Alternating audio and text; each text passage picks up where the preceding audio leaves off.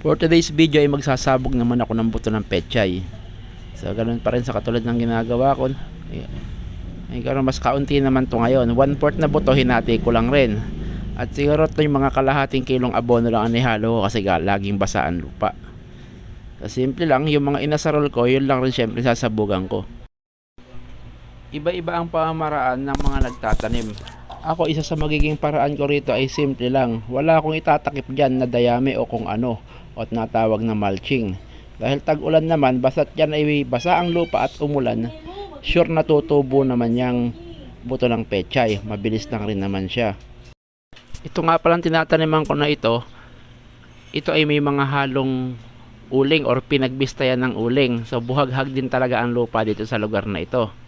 Kaya halos hindi ko rin naman kailangan ng mulching since wala naman akong resource ng mga mulching dito.